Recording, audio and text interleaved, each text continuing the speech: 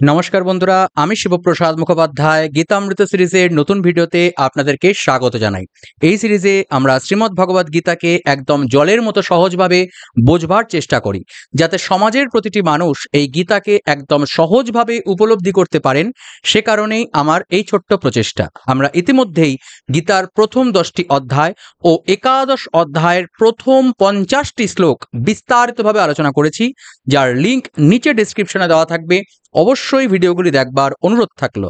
আজকে আমরা গীতার পরবর্তী শ্লোকগুলি সম্পর্কে জানতে চলেছি। তো চলুন শুরু করা যাক। শ্রীমদ্ ভগবদ্ গীতা একাদশ অধ্যায় বিশ্বরূপ দর্শন যোগ, শ্লোক নাম্বার 51 থেকে 55। 51তম শ্লোকে অর্জুন বলছেন, অর্জুন উবাচা, অর্থাৎ অর্জুন এখানে যেটা বলছেন তার মাধ্যমেই আজকের ভিডিওর সূচনা হচ্ছে। অর্জুন কি বলছেন? অর্জুন বলছেন, দৃষ্টেদং মানুষং রূপম তব সৌম্যম জনার্দন ইদানীমস্মি সংবৃত্বঃ সচেতঃ প্রকৃতিম গতঃ। অর্থাৎ, হে জনার্দন, আপনার এই সৌম্য মনুষ্য রূপ দেখে এখন আমি প্রসন্ন চিত্ত ও প্রকৃতিস্থ হলাম এবং নিজ স্বাভাবিক স্থিতি ফিরে পেলাম। অর্থাৎ পূর্ববর্তী ভিডিওতেই আমরা দেখেছি যে ভক্তের ভগবান, ভক্ত যেভাবে চায় ভগবান তাকে সেভাবেই দ্বারা দেয়।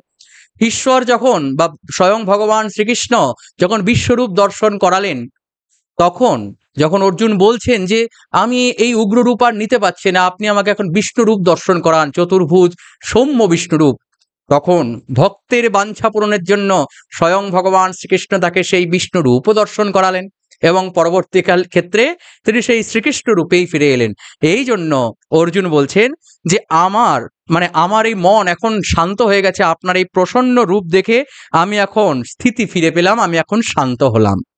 শ্রী ভগবান উবাচ, ভগবান বলছেন, সুদুদর্শমিদম রূপম দৃষ্টবানসীয়ন মম দেবা আপ্যস্বরূপস্য নিত্যম দর্শনকাঙ্ক্ষিনঃ। ভগবান বলছেন, তুমি আমার যে চতুর্ভুজ রূপ দর্শন করেছ, তার দর্শন পাওয়া বড় দুর্লভ। দেবগণও সর্বদা এই রূপের দর্শনাকাঙ্ক্ষী। দেবগণও এই রূপ দেখতে চায়, কিন্তু দেবগণেরও এটা সুলব্ধ নয় যে রূপ তুমি দর্শন করলে। ভাবুন, ভগবানের সেই বিশ্বরূপ অর্জুন দর্শন করলেন এবং অর্জুনের আসনে বসে আমরাও আমাদের কল্পনার চিত্তে ভগবানের সেই বিশ্বরূপ দর্শন করছি। নাহম বেदैर्न তপসা ন দানেন ন চেজ্জয়া শক্য এবং বিধো দ্রষ্টুম দৃষ্টবানসি মং যথা। আমার যে বিশ্বরূপের দর্শন তুমি করেছো হে অর্জুন, হে ভক্তগণ, যে বিশ্বরূপ আপনারা দর্শন করলেন, সেই বিশ্বরূপ বেদ অধ্যয়ন, তপস্যা, দান বা যজ্ঞের দ্বারাও পাওয়া সম্ভব হয় না। ভক্তিয়া ত্বনন্যয়া শক্য অহমেবং বিধোর্জুন জ্ঞাতুম দ্রষ্টুম চ তত্তেন প্রবেষ্টুম চ পরন্তপ। হে পরন্তপ অর্জুন, হে পরন্তপ অর্জুন, একনিষ্ঠ ভক্তি দ্বারাই এই প্রকার আমাকে জানতে ও স্বরূপত প্রত্যক্ষ করতে এবং আমাতে প্রবেশ রূপ মোক্ষ লাভ করতে ভক্তগণ সমর্থ হয়। অন্য কোনো উপায় নয়, একমাত্র উপায় হলো ভক্তির দ্বারা। একমাত্র উপায় ভক্তির দ্বারা। ভক্তি ছাড়া তাকে সেইভাবে জানা যায় না। তাকে দানের দ্বারা, যজ্ঞের দ্বারা কিংবা তপস্যার দ্বারা, বেদ অধ্যয়নের দ্বারা তাকে কোনো রূপে পাওয়া যায় না। তাকে এই রূপে পেতে গেলে ভক্তির দ্বারাই তার এই বিশ্বরূপকে, ভাবকে গ্রহণ করতে হয়, অনুসরণ করতে হয়। মৎকর্ম কৃষ্ণ পরমো মদভক্ত সঙ্গবর্জিতঃ নির্বৈরঃ সর্বভূতেষু ইয়স্য মামেতি পাণ্ডব। হে অর্জুন, যে ব্যক্তি আমারই জন্য সমস্ত কর্ম করেন, আমাপরায়ণ হন, আমার ভক্ত হন, আসক্তি শূন্য হন, সমস্ত প্রাণীতে বৈরভাব শূন্য হন, সেই অনন্য ভক্তিযুক্ত পুরুষ আমাকেই প্রাপ্ত হন। এখানে আমি কে? এখানে কি আমি বলতে শুধু ভগবান শ্রীকৃষ্ণ নিজেকে বোঝাচ্ছেন? না, এখানে আমি বলতে তিনি সেই পরম ব্রহ্ম পরমাত্মার কথা বলছেন, যে বিষয়ে আমরা পূর্ববর্তী অনেক শ্লোকে এই গীতামৃত প্লেলিস্টে আলোচনা করেছি, বুঝেছি, জেনেছি।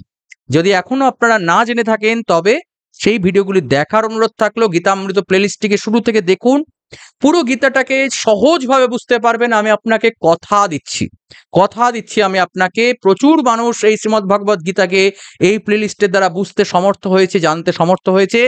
আপনিও পারবেন। আপনি অবশ্যই ভিডিওগুলিকে গীতামৃত প্লেলিস্টের ফার্স্ট ভিডিও থেকে লাস্ট ভিডিও পর্যন্ত একদম ক্রমান্বয়ে দেখুন, বুঝতে পারবেন। সঙ্গে নিজের কাছে একটি গীতা বই রাখুন এবং সেই গীতা বইটিকেও পাঠ করে বোঝার চেষ্টা করুন। তো এইবার কি হচ্ছে, এবার এই অধ্যায়ের সমাপ্তি হচ্ছে। ওম তৎসৎ ওম তৎসদিতি শ্রীমদ্ভগবদ গীতাসু উপনিষদসু ব্রহ্ম বিদ্যায়াম যোগ শাস্ত্রে শ্রীকৃষ্ণার্জুন সংবাদে বিশ্বরূপ দর্শন যোগ নাম একাদশ অধ্যায়।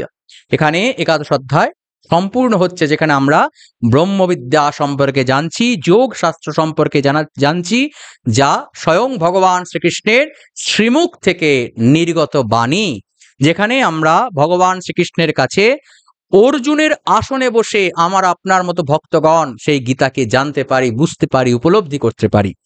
তো আজকের মতো এই পর্যন্তই। ভিডিওটি কেমন লাগলো নিচে কমেন্ট করে জানাতে ভুলবেন না। যদি ভিডিওটি ভালো লেগে থাকে, গীতামৃত প্লেলিস্টটি আপনাদের ভালো লেগে থাকে, তবে ভিডিওটিকে লাইক করতে হবে। আর মিনিমাম জয় গীতা এই শব্দটি কমেন্ট বক্সে লিখতে ভুলবেন না। শেয়ার করে সনাতন ধর্ম তথা এই গীতা জ্ঞানকে আপনার পরিবার পরিজনদের মাধ্যমে প্রচার এবং প্রসারের দায়িত্ব আপনার উপরেই দেওয়া হলো।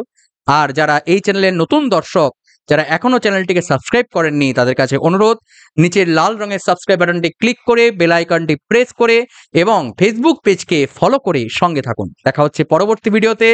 নমস্কার। দুর্গা দুর্গা, জয় গীতা, জয় সনাতন, জয় সনাতনী।